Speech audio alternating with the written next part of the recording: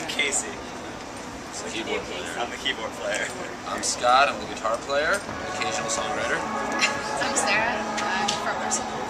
Alex, bass, occasional songwriting, guitar, some piano, a little bit of consulting. Zach, I play drums. Invisible bracelets. We produced it with Anthony West in Boston. I guess the most exciting thing about it for us was we had just started as a band, and at one of our first shows, Greg Hawkes from the Cars was in attendance, and he ended up really liking us, and we ended up working on him, and he plays in the whole thing. In addition to Casey and Anthony, there's a lot of keyboards. A lot of keyboards on the album. I'm not sure how many of them were played by me. So he saw you guys playing? Yeah, we invited him out to a show. He lives in the Boston area, and he came, and then we ended up collaborating with him on the first recordings we ever did. So that was exciting. So when did you get in? And then we did some shows with him. So, for our And then he joined us live. Yeah. Who are your musical influences? Me personally, I love Patti Smith. The way that she just takes control. She's kind of like masculine, but in the best possible way. And she also, Scott pointed out, she spits on people, and I do that too.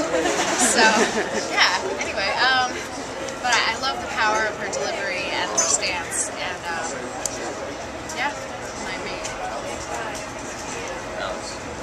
Oh, well, Zach and I, we think the part of this main sound of the band is the rhythm section, and we like a lot of bands like The Clash and The Jam, sort of really raucous late 70s British music.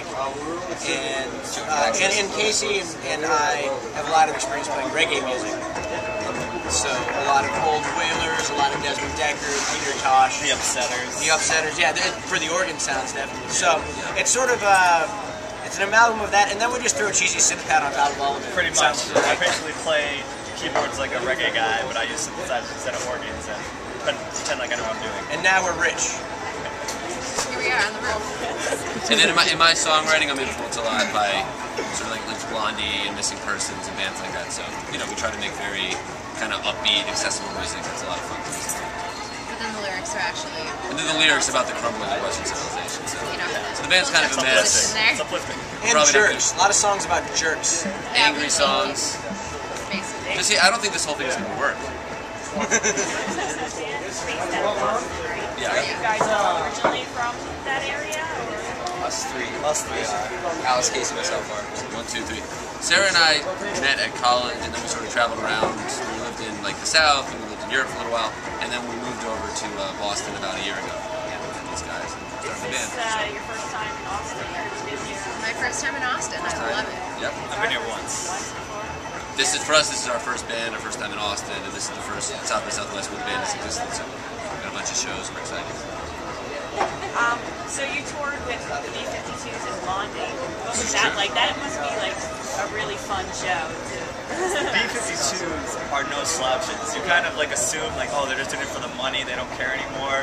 Their band is awesome, and they put on an awesome show. They were really fun. Yeah. And their fans are Amazing. very nice people. Yeah, really, really nice. I really think we could have gone up there and done anything, and they would have been like, "Oh, you guys were great!" You know, a lot of like parents and children.